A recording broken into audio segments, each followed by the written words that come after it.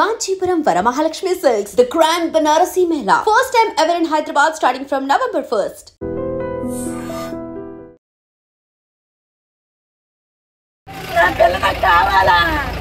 నా పిల్లలు జాబ్ చేస్తున్నా కూతురు న్యాయం చెయ్యండి అమ్మా. ఇంకో ఆడపిల్లని ఇలాంటి పనులు చెయ్యొద్దని చెప్పండి అమ్మా.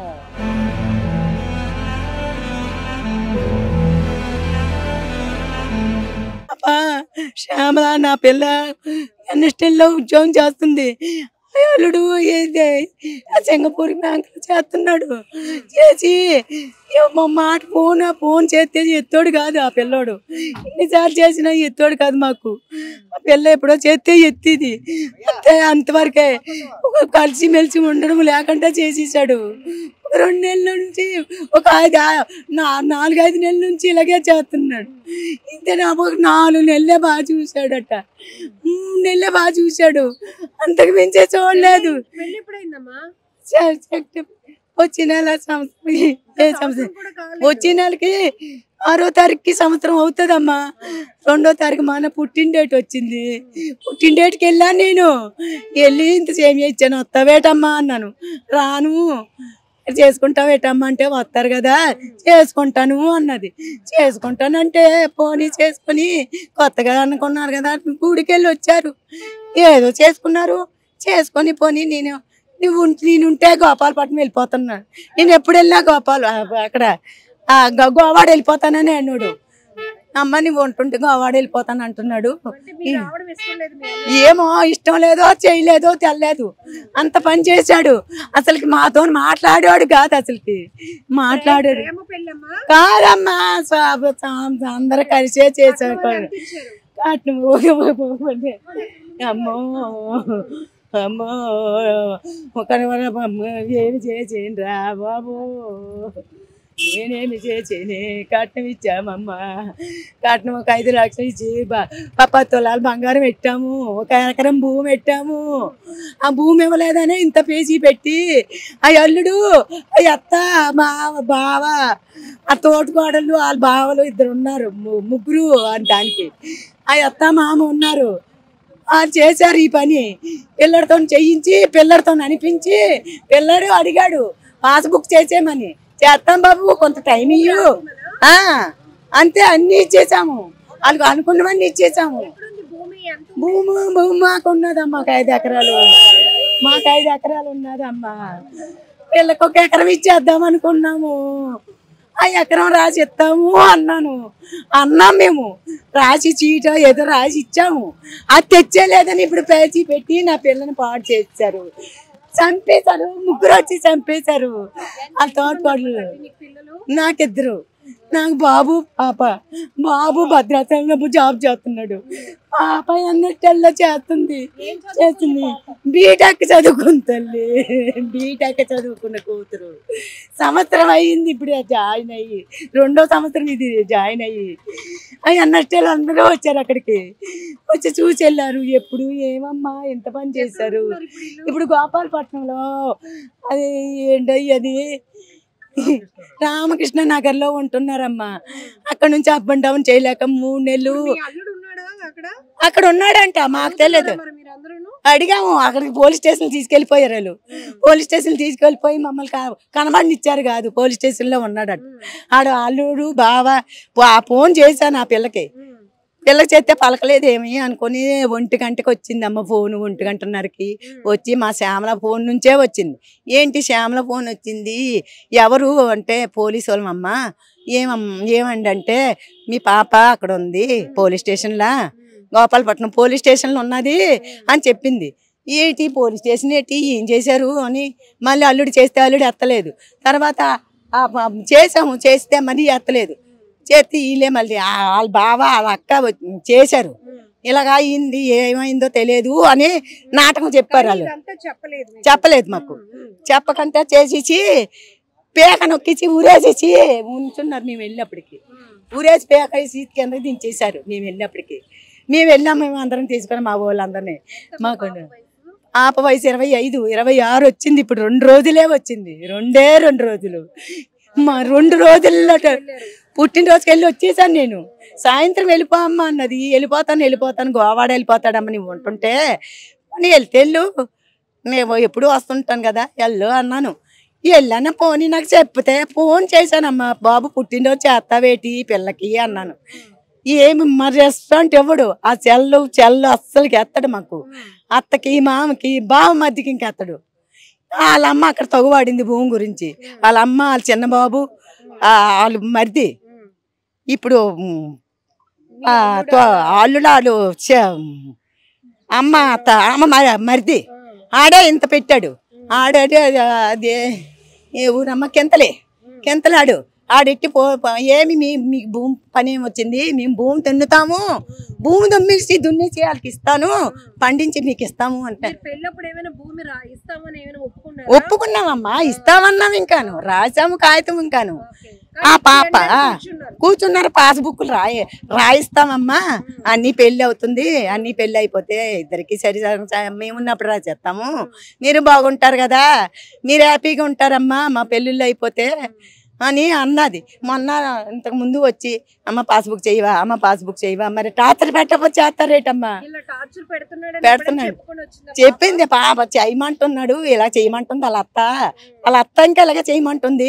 నాకు అడిగింది కదా, నా కోడల్ని నేను ఎలా చేసేసుకోగలను నాకు తెలుసు అన్నది. నేను ఏమమ్మా ఎంత పని చేస్తున్నావు, ఆడపిల్ల కాదా, నీకు ఆడపిల్లలు లేరు కదా, ఆడపిల్లగా చేసుకుంటాను అన్నావు, ఎందుకమ్మా ఈ పని చేసావు, ఏమమ్మా నీకు ఆడపిల్ల నాకు చెప్పొచ్చు కదా, నాకు చెప్పొచ్చు కదా, మేమేదో చేసుకుంటాము, వాళ్ళేం చేసుకుంటారు. జీతాలు తెస్తే జీతం పాపకి 45,000 45,000 అన్నది. ఆళ్ళుడికి 40,000 అన్నాడు. ఆ జీతం అంతా ఈ పిల్లే అన్ని రన్ చేసుకుంటుంది. ఆ పిల్లడు ఇంతవరకు ₹1 ఇవ్వలేదు. ఏమమ్మా అడగలేదంటే ఏమో మరి ఈవెంట్లు ఉన్నాయమ్మా, అప్పులు ఉన్నాయంట, కట్టుకుంటున్నాడు, మరి నేను ఇలా చేస్తున్నాను అన్నాను. ఏమమ్మా మాత్రం అడగవా, నీదే చేసుకుంటావా, నీవే దాచుకోవా. ఇప్పుడు NSTAలో ఉద్యోగం చేస్తుంది, 45,000 జీతం తెస్తుంది, మీరు 5 లక్షలు కట్నం ఇచ్చారు. బంగారము 10 తులాలు, ముందు 5 తులాలు, తర్వాత 5 తులాలు మొన్న చేసి ఇచ్చాము. ఆ బంగారంకి పేసి పెట్టింది వాళ్ళ అత్త. అమ్మ ఇస్తాను, నేను దాచుకుంటాను అనేది. ఆ బంగారం ఇచ్చేయండి, నా దాచుకుంటాను, నా కోడలిది, నువ్వు దాచుకోవడం ఏంటమ్మా. వాళ్ళిద్దరు చదువుకున్న వాళ్ళు బీటెక్లు, వాళ్ళు శుభ్రంగా చదువుకున్నారు. ఆ పిల్లడు ఆ అబ్బాయి బీటెక్ చెల్లెది ఏదో చదివాడు, ఆడికి చదవలేదు సరిగాను, చదవక ఇలా చేశాడు. చేసి పోనీ ఏదో జాబ్ దొరికింది. అది నా కొడుకు అన్నయ్య ఫ్రెండ్ అనమాట. ఆ ఫ్రెండ్ బట్టి పోనీ మా జాబ్ దొరికింది, మా తమ్ముడికి జాబ్ దొరికింది, మీ చెల్లికి జాబ్ దొరికింది, సంబంధాలు చూస్తున్నారా అన్న. సరేలే చూస్తున్నారు, అయితే మా తమ్ముడికి ఇస్తారా అన్న. అయితే వెళ్ళి చూడండి, ఇష్టపడితే ఇస్తాము అన్న. ఇంటికి వచ్చారు. ఇంట్లో మా వాళ్ళందరినీ పిలుచుకున్నాము. మా కుటుంబం పెద్దది. ఆ కుటుంబాన్ని అందరిని పిలుచుకొని చెప్పాము. చెప్తే ఇష్టపడ్డారు. ఇష్టపడితే పోనీ అక్కడికి వెళ్ళి ఈ అచితాభవనంలో ఇది చేసుకున్నాము. ఏంటమ్మా ఎంగేజ్మెంట్ చేసుకొని తర్వాత ముహూర్తాలు రాయడానికి వెళ్ళాము.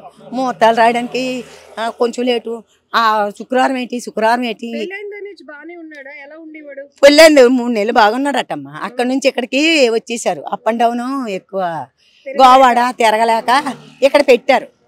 ఇక్కడ పెడితే ఆ పిల్ల అతను బాగోలేదు, నువ్వు బాగోలేదు అని మేనత్తలు చెప్పారు. మేము చెప్పాము, ముందే చెప్పాము, బాబు ఉద్యోగం చేస్తుంది, చేయకంటే మానేదు, అక్కడ ఉంటుంది, అక్కడ మాత్రం ఉంటుందని ఒప్పుకున్నాం. ముందే ఒప్పుకున్నాం. చేస్తే చెయ్యని అన్నాడు. చేస్తే చెయ్యని అన్నాడు. ఈ పని చేస్తాడమ్మా, ఇంత అన్యాయం చేస్తాడా చూడు. ఆ ముక్కుల రకము, ఆ మొఖంలో ఇలా ఏం చేశాడో తెలియదు, అతనికి ఏమి చేశాడో తెలియదు. వెళ్ళినప్పటికి ఊరేస్తున్నాడు. ఊరేసి ఫోన్ చేశారు. ఒంటి మీద గాయాలు లేవు. ఆ పిల్లకి మనస్తాపన చేసాడు.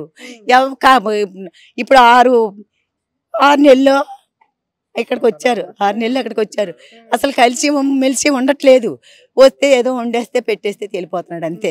వచ్చి ఉంటున్నాడు అంతే. ఇప్పుడు మీకు వస్తున్న అనుమానాలు ఏమై ఉంటుంది? మీ పాపకి న్యాయం కోరుతున్నారు తల్లి? నా పిల్లకి ఏం చేసేది? నా పిల్ల నాకు గౌరవంగా బతుకుతాను, గౌరవంగా ఉంటాననే చేసింది.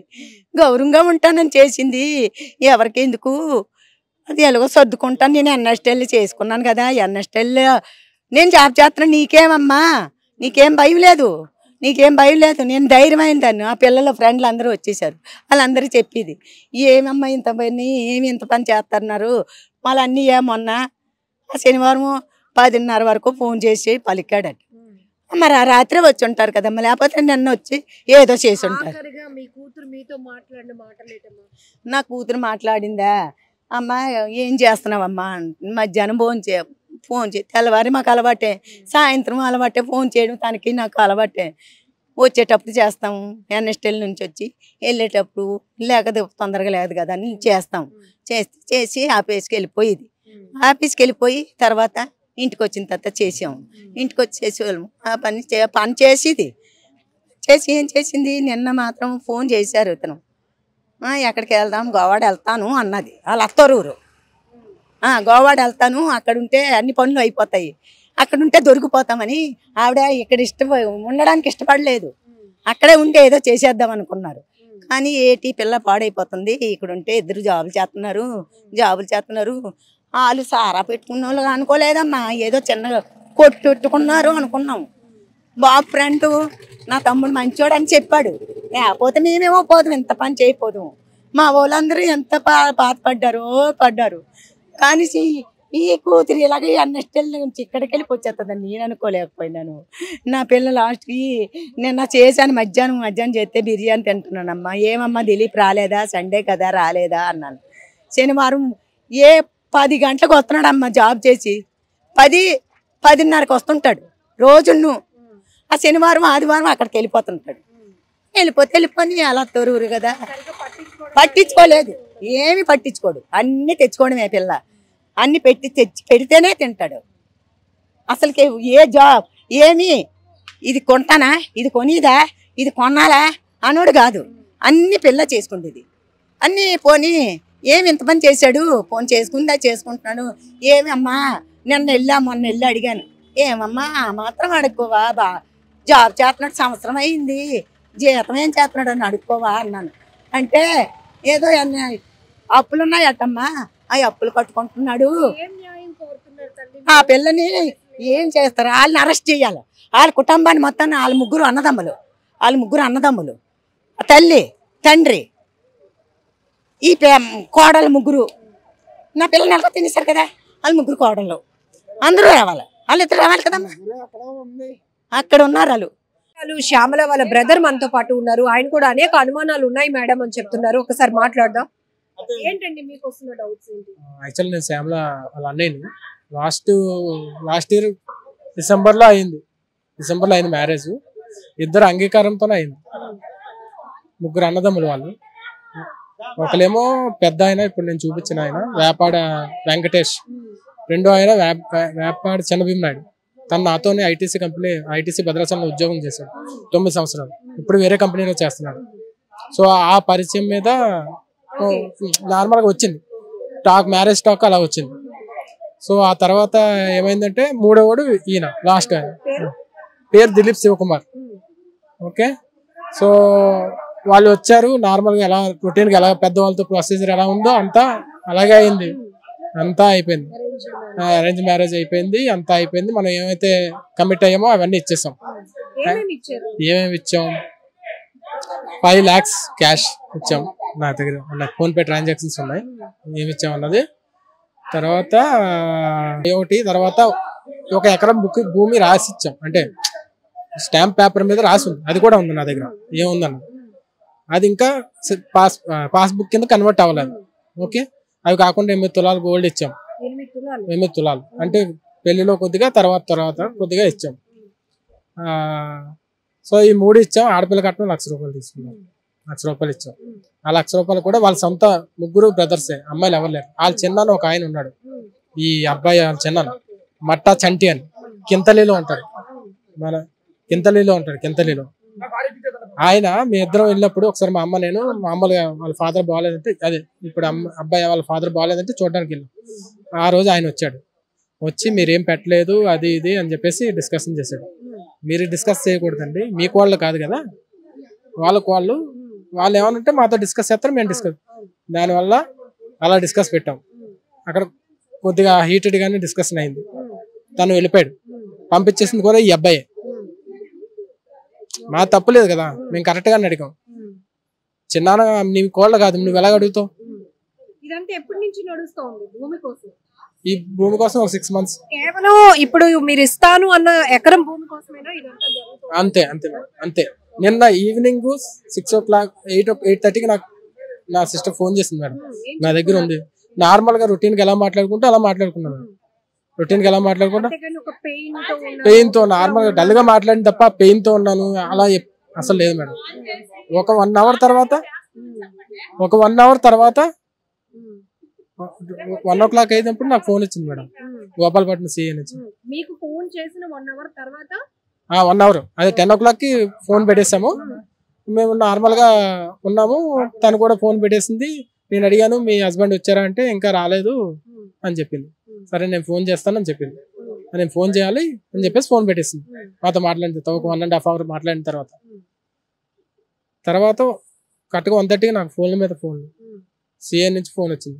ఫస్ట్ నేను అడిగాను నిజం చెప్తున్నారా లేకపోతే ఇలా బెదిరిస్తున్నారా తెలియదు కదా, ఎవరైనా బెదిరిస్తున్నారా ఏమో తెలియదు, మీ పేరేంటండి అదే అని చెప్పేసి అంటే వచ్చింది, ఫోన్లో వచ్చింది, కాల్ చేశారు సిఐ గారు గోపాలపట్నం. ట్రూ కాలర్లో వచ్చింది, మాట్లాడారు, అంతా అయింది. ఇక్కడికి వచ్చారు. ఇక్కడ రాబోసరికి ఆవిడ చనిపోయి ఉంది, మీ చెల్లి చనిపోయి ఉందని చెప్పారు. ఏం మాట్లాడుతున్నారు సార్, మీరు చనిపోయి ఉండడం ఏంటి అని చెప్పేసి అంటే, లేదు చనిపోయింది, మీ అమ్మ నాన్న చెప్పండి అని చెప్పేసి నాకు చెప్పారు మేడం. నేను వెంటనే రాత్రి భద్రాచలం నుంచి బయలుదేరి వచ్చాను మేడం. మార్నింగ్ 10:30 అలాగైంది.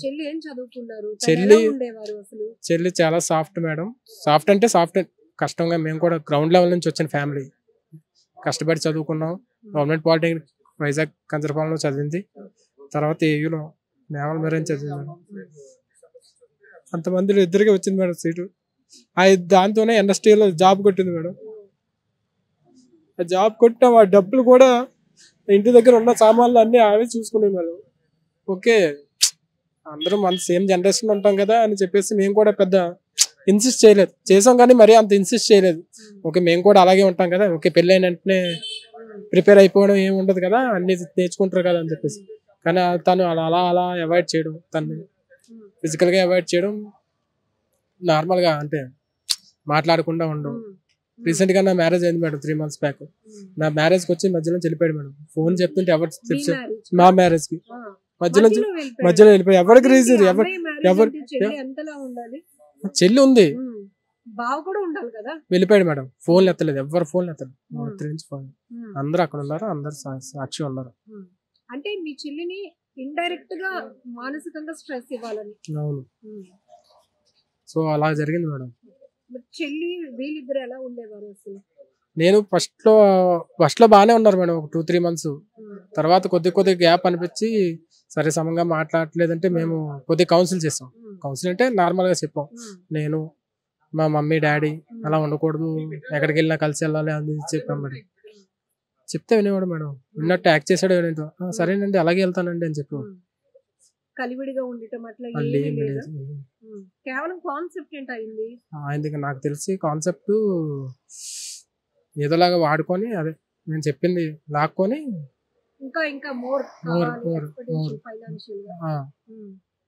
దానికోసం. చెల్లి బాడీ పైన ఏమైనా ఉన్నాయి మేడం. టీ-షర్ట్ వేసుకొని ఉంది మేడం. టీ-షర్ట్ లో ఉందా? డ్రెస్ మీద టీ-షర్ట్ వేసి ఉంది మేడం. డ్రెస్ మీద టీ-షర్ట్, అది షర్ట్ వేసి ఉంది మేడం. ఎందుకు వేసుకుంటుంది మేడం? డ్రెస్ మీద షర్ట్ ఎందుకు? ఆ ఫోటో చూడండి, ఫోటో తీసుకున్నారు, ఆ ఫోటో తీసుకోండి మీరు వీళ్ళ దగ్గర నుంచి. అదొకటి అనుమానం. చుడీదార్ పైన షర్ట్ వేసింది. ఎలా చేస్తారు మేడం? చుడీదార్ మీద ఎవరైనా షర్ట్ వేసుకుంటారు, స్వెటర్ అయితే వేసుకుంటారేమో, షర్ట్ ఎలా వేసుకుంటారు? షర్ట్ వేస్తుంది, మొత్తం బ్లడ్ ఉంది మేడం. ఉరేస్తే ఇక్కడ వరకే కదా మేడం, ఈ పార్ట్ అంతా బ్లడ్ తో, ఈ ప్లాట్ అంతా బ్లడ్ తో ఎలా ఉంటది మేడం? ఉరేస్తే ఓకే ఉరేసుకుంది అనుకున్నాం, లేదా ఉరేస్తారు అనుకున్నాం, అప్పుడు ఏమవుద్ది? ఇది ఒకటే కదా అవుద్ది, ఇది మొత్తం బ్రేక్ అయ్యి ఉంది. చెల్లి రాసిందా ఆ రైటింగ్, సూసైడ్ నోట్? రైటింగ్ కొద్దిగా అలాగే అనిపిస్తుంది, కాకపోతే వాళ్ళు పై రాయిపించి చంపారేమో. అలా ఉంటుందా చెల్లి రైటింగ్?